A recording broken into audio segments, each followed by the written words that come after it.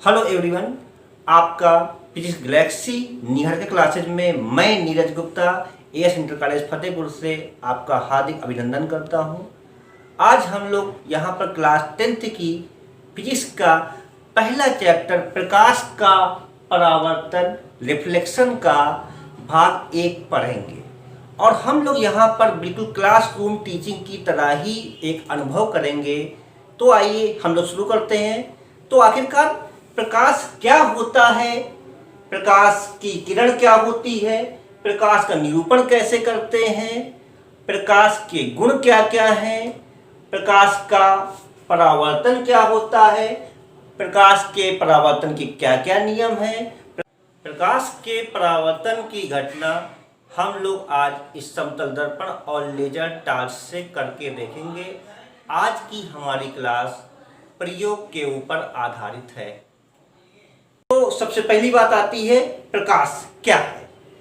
प्रकाश एक प्रकार की ऊर्जा है जो कि हमारी आंखों में दृष्टि संवेदना उत्पन्न करती है, हमारी आंखों में एक सेंसेशन को पैदा करती है। तो आपसे कोई पूछे प्रकाश क्या है, आप कहोगे प्रकाश एक प्रकार की ऊर्जा है। तो एक प्रश्न बनेगा, अगर प्रकाश एक प्रकार की ऊर्जा है तो ऊर्जा को तो हम लोग देख सकते ही नहीं है। तो बिल्कुल ठीक बात है, हम लोग प्रकाश को देख नहीं सकते हैं, लेकिन प्रकाश की वजह से इस रंग बिरंगे संसार को देख सकते हैं। तो आपका एक प्रश्न होगा कि हमको लाइट दिखती तो है, आप तो सर जी झूठ बोल रहे हैं, आप हमको प्रकाश दिखता तो है। ऐसा कब होता है, जब आप कोहरे के समय में देखेंगे, गाड़ी चला रहे हैं तो बिल्कुल आपको लाइट की बीम, लाइट की किरणें का समूह एक साथ आपको जाता हुआ दिखेगा। तो मैं भी आपको इस प्रकार से लाइट की किरण का समूह दिखा सकता हूं। जरा देखिए, ये देखिए लाइट की किरणों का समूह, ये देखिए, ये देखिए, दिख रहा है ना। और अगर हमने ऐसे लाइट मारी तो लाइट की किरणों का समूह आपको नहीं दिखेगा। इसके लिए कोई ना कोई डस्ट पार्टिकल होना जरूरी है, तभी आपको इस प्रकार से बीम आपको दिखाई पड़ेगी। तो बिल्कुल आप लोग समझ गए होंगे कि प्रकाश की किरणों का हम लोग केवल अनुभव कर सकते हैं, क्योंकि माध्यम में धूल के कण चमकने लगते हैं तो इसे हम लोग बोलते हैं प्रकाश दिख रहा है, प्रकाश की किरणें दिख रही हैं।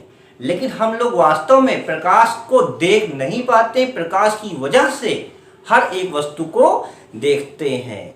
चलिए अब आगे बात करते हैं, प्रकाश की किरण क्या होती है, रे ऑफ लाइट क्या होती है। सीधी रेखा में गमन करने वाले, सीधी रेखा में प्रकाश इस प्रकार से गमन कर रहा है, सीधी रेखा में चल रहा है। तो सीधी रेखा में गमन करने वाले प्रकाश की पथ को ही हम लोग प्रकाश की किरण कहते हैं। तो सीधी रेखा में जब प्रकाश चलता है तो एक लाइन सी बनाता है, तो इसे ही हम लोग प्रकाश की किरण कहते हैं। क्योंकि प्रकाश इधर से इधर की ओर जा रहा है, इसलिए मैंने इधर की ओर तीर लगा दिया हुआ है।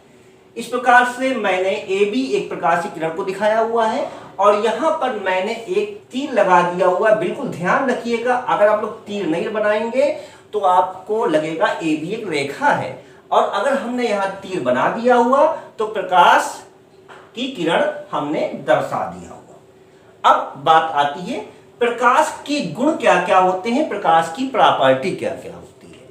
तो सबसे पहली बात, प्रकाश सदैव सीधी रेखा में चलता है। अभी मैंने प्रयोग करके आपको दिखाया भी कि बिल्कुल लाइट, लेजर लाइट सीधी रेखा में चल रही है। और हमने ये भी पढ़ा हुआ है छोटे क्लासों में, प्रकाश एक तरंग है। अगर प्रकाश तरंग है तो तरंग आपने पढ़ा हुआ है क्लास 9th में, रस्सी में उत्पन्न तरंगे, ऐसे बिल्कुल लहरदार तरंग चलती है। तो आपने कहा कि प्रकाश सीधी रेखा में चलती है, ये तो दो बातें अलग अलग हो गई। हम यहाँ कह रहे हैं प्रकाश सीधी रेखा में चल रही है, और आपने कहा चूंकि प्रकाश तरंग है तो उसको लहरदार मार्ग में चलना चाहिए। ऐसा इसलिए होता है क्योंकि प्रकाश की तरंग 3700 एंगस्ट्रॉम से 7000 एंगस्ट्रॉम तक होती है।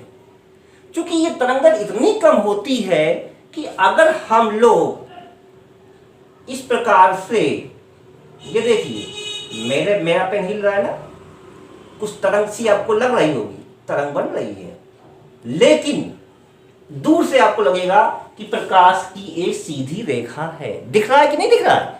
आपको बिल्कुल दिख रहा होगा कि प्रकाश सीधी रेखा में चल रहा है। क्योंकि प्रकाश की तरंगदैर्घ्य काफी कम होती है, इसीलिए हमको इसकी तरंग के तरह चलने का अनुभव नहीं होता है। और तो और प्रकाश निर्वात में भी चल सकता है। निर्वात का मतलब क्या हुआ? जहां पर हवा ना हो, वात माने हवा, निर्वात जहां पर हवा ना हो, प्रकाश निर्वात में भी चल सकता है। आप देखते हैं सूर्य से पृथ्वी तक प्रकाश आता है, लगभग 8 मिनट में प्रकाश आ जाता है। तो आपने ये बात देखा होगा कि प्रकाश उतनी दूर से आ रहा है, हमारे आसपास तो हवा है लेकिन बहुत ही ज्यादा ऊंचाई पर हवा नहीं है, फिर भी वहां पर प्रकाश चलता है। ऐसा इसलिए होता है क्योंकि प्रकाश तरंगे वैद्युत चुंबकीय तरंगे होती हैं। वैद्युत चुंबकीय तरंगे वे तरंगे होती हैं जिनके संचरण के लिए माध्यम की आवश्यकता नहीं होती है। एक बात ध्यान रखना कि प्रकाश तरंगों को पहले अनुदैर्ध्य तरंगे माना जाता था, लेकिन प्रकाश में एक घटना होती है, ध्रुवण की घटना होती है, जिससे कि ये सिद्ध हो गया कि प्रकाश तरंगे अनुप्रस्थ तरंगे होती हैं। मैंने इस बात को यहाँ पर लिखा हुआ है।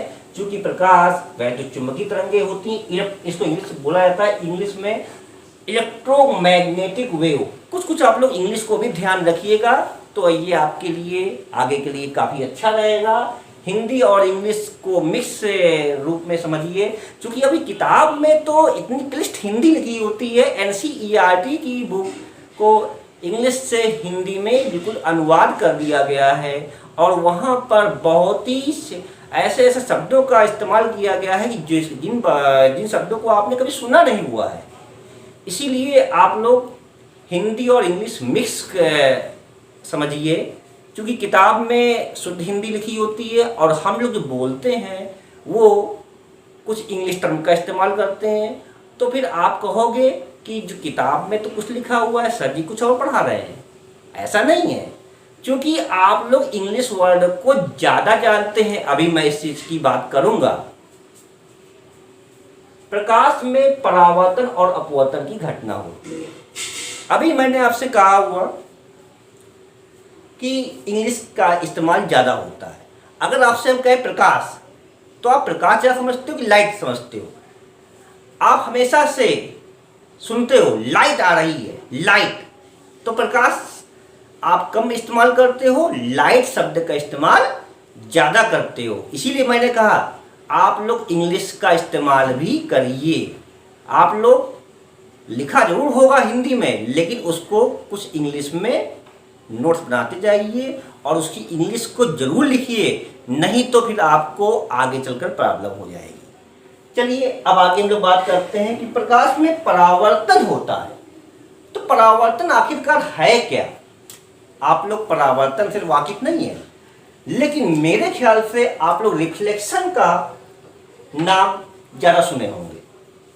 अगर मैं कहूँ कि मोबाइल से मेरे को सेल्फी खींचनी है, यार लाइट आ रही है, थोड़ा रिफ्लेक्शन हो रहा है, थोड़ा सा इधर की ओर ऐसे फोटो खींची जाए, तो क्यों आप कहते हो? क्योंकि चमक उत्पन्न हो रही है। इसका मतलब परावर्तन का प्रभाव क्या है? परावर्तन से चमक उत्पन्न होती है।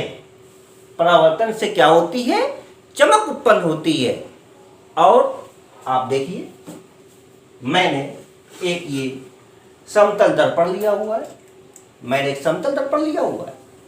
और मैंने इस पर लाइट रे को इंसिडेंट कराया हुआ है, आपतित कराया हुआ है। तो आप देखिए यहाँ पर स्पॉट क्यों बन रहा है? देखिए ये स्पॉट यहाँ क्यों बन रहा है? मैंने लाइट तो इस दर्पण पर मारी हुई है, लेकिन ये लाइट यहाँ आ रही है।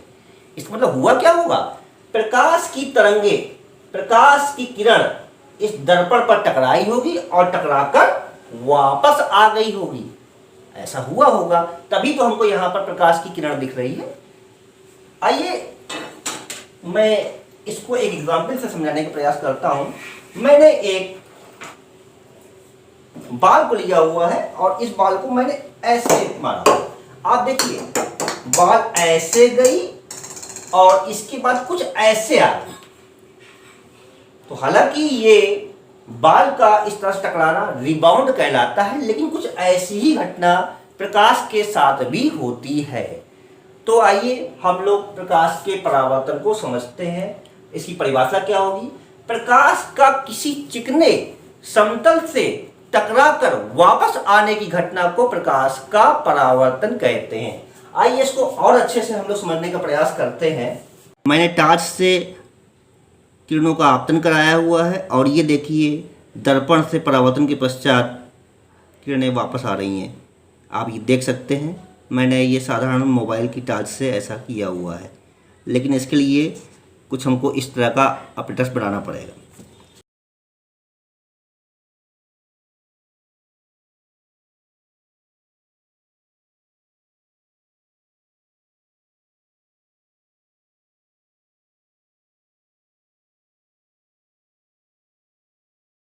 ये आप देखिए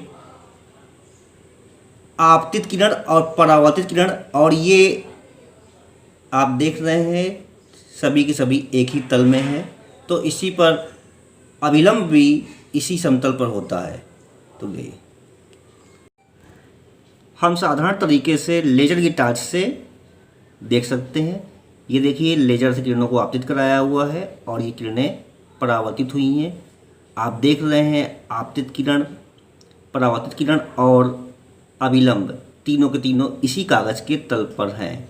आपने ये परावर्तन की घटना को बिल्कुल आपने देख लिया हुआ कि लाइन ऐसे गई और ऐसे आई। लाइन नहीं है, ये प्रकाश ऐसे गया और प्रकाश ऐसे आ गया। ये आप देखिए, ये देखिए, ये देख रहे हैं आप, ये किरण तिरछी आपतित हुई तो ये वापस आ रही है। लेकिन अगर मैंने इसको लंबवत आपतित कराया हुआ तो क्या आप देख रहे हैं? केवल एक ही लाइन आ रही है। देखिए प्रकाश किरण दर्पण पर टकराई और वापस आ गई। चूँकि ये अभिलंबवत आपतित हुई है, इसलिए आपतन कोण का मान भी 0 होगा और परावर्तन कोण का मान भी 0 होगा। बिल्कुल आप ध्यान रखिए, अगर किरणें अभिलंबवत आपतित होती हैं तो किरणें वापस अपनी दिशा में लौट जाती हैं। लोग हमसे कहते हैं कि प्रकाश की किरणें काल्पनिक होती हैं, परावर्तन का चित्र काल्पनिक होता है, ऐसा दिखाई नहीं पड़ता। लेकिन मैंने आपको ये दिखा दिया हुआ ये प्रयोग करके कि प्रकाश की किरणें किस प्रकार से परावर्तन की घटना को प्रदर्शित कर रही हैं। इस प्रकार से प्रकाश का किसी चिकने समतल से टकराकर वापस लौटने की घटना को प्रकाश का परावर्तन कहते हैं। तो प्यारे बच्चों, आज आपने परावर्तन की घटना को करके सीखा हुआ। मुझे उम्मीद है आपको ये क्लास काफ़ी अच्छी लगी होगी, और यदि क्लास आपको अच्छी लगी हो तो अपने मित्रों के साथ इसको शेयर करना ना भूलें। और शीघ्र ही हम लोग एक नए टॉपिक के साथ फिर से इसी कक्षा में उपस्थित होंगे।